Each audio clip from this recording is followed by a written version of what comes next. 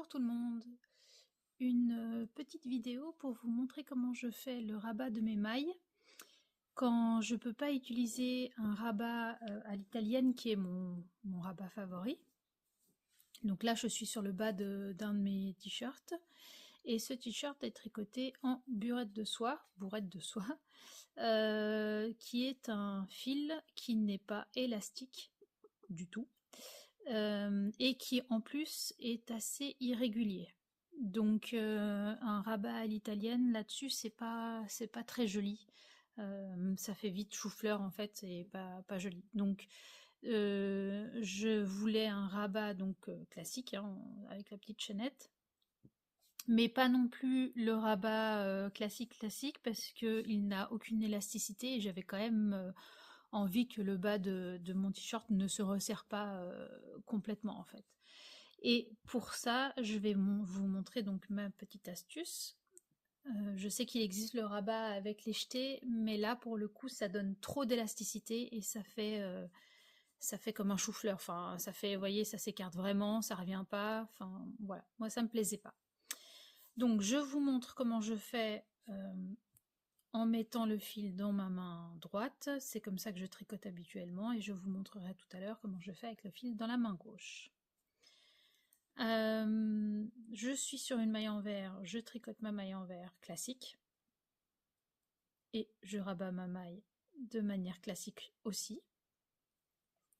Et la maille endroit, donc c'est là où il y a la petite subtilité, au lieu de passer mon fil par dessous et de le ramener comme ceci, je vais passer mon fil par dessus, le ramener, la sortir et puis faire un rabat classique.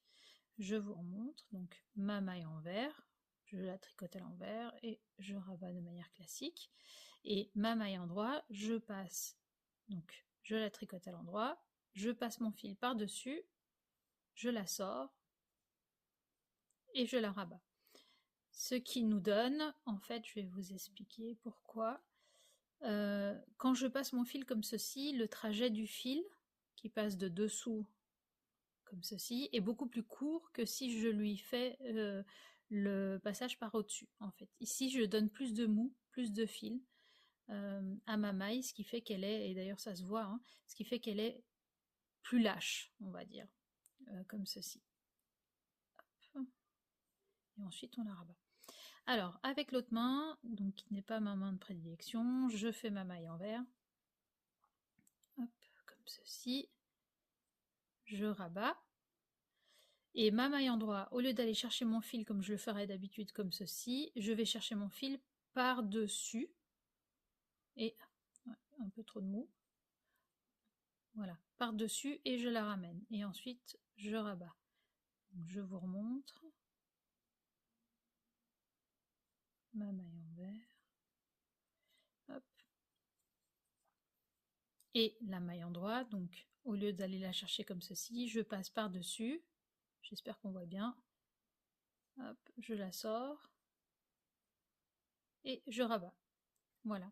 Et donc ça fait un rabat, je vais peut-être tirer quand même un peu, ça fait un rabat, on voit, hein, qui donne quand même du mou, mais qui ne fait pas non plus, qui ne gondole pas complètement. Alors là ça a tendance à gondoler un peu, parce que je vous ai montré que j'ai laissé peut-être un peu plus lâche, mais au blocage, voilà. Donc hop, je vais continuer comme ça mon petit rabat, et puis voilà. Au revoir.